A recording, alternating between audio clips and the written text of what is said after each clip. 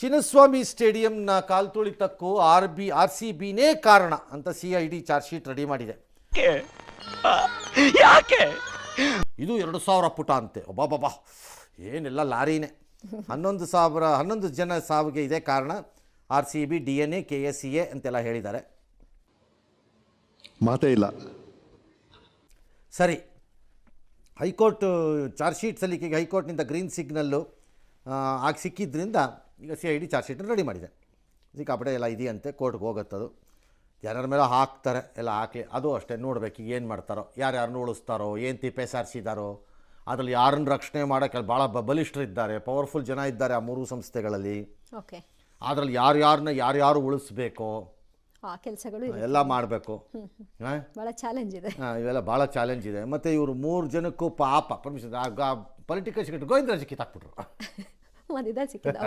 ಅಂತ. ಸರಿ ಇಲ್ಲ ಅಲ್ವಾ, ಮತ್ತೆ ತಗೋತಾರೇನಪ್ಪ.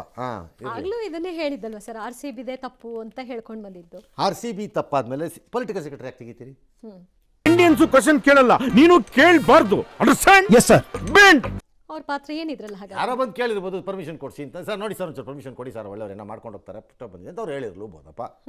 ಅದಕ್ಕೆ ಆಮೇಲೆ ಇವ್ರುಗಳು ಭಾಗಿಯಾಗಿದ್ರಲ್ಲ, ಅದರಲ್ಲಿ ಏನು ಕಾಂಗ್ರೆಸ್ಸು ಮತ್ತು ಕಾಂಗ್ರೆಸ್ ಒಳಗಡೆ ಇರೋ ಶಿವಕುಮಾರ್ ಹೇಳಿದ್ರಲ್ಲ ಕೆಲಸ ಮಾಡಿ, ಕೆಲವ್ರುಗಳಿಗೆ ಈ ಥರ ಎಲ್ಲ ಮಾಡದೇ ಇದ್ರೆ ತಮ್ಮ ಪವರ್ ತೋರ್ಸೋಕ್ಕಾಗಲ್ಲ ಅವ್ರಿಗೆ.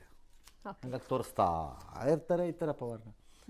ಮಹಿಳೆಯರೇ ಮತ್ತು ಮಹಿಳೆಯರೇ, ಅಕ್ಕ ತಂಗಿರೇ, ಅಣ್ಣ ತಮ್ದಿರೇ, ಇಂಥವ್ರು ನಮ್ಮ ದುನಿಯಾದಲ್ಲಿ ಇರ್ತಾರೆ. ಇಂಥವ್ರಿಗೆ ಚಪ್ಲಿಯಾರ ಹಾಕೋದ್ರಲ್ಲಿ ತಪ್ಪೇನಿಲ್ಲ. ನೀವು ಇಂಥವ್ರಿಗೆ ಓಟ್ ಹಾಕ್ತೀರಾ?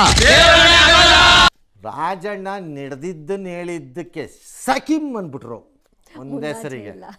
ಆ ಶಶಿ ತರೂರು ಬೆಳಗಾಯಿತು ಅಂದ್ರೆ ಮೋದಿ ಫೋಟೋ ಕಾಣಿಸಿದ್ರು ಟಾಕು ಅವ್ರನ್ನ ಅಪ್ರಿಷಿಯೇಟ್ ಮಾಡ್ತಾನೆ ಅಂತ ಇರ್ತಾರೆ. ಫೋಟೋ ಮೋದಿ ಬೇಡ, ಬರದೇ ಬೇಡ, ಏನಿಲ್ಲ, ಬುರ್ಡ ಬಿಟ್ಕೊಂಡು ಸುಮ್ಮನೆ ಕೂತಿದ್ದಾರೆ.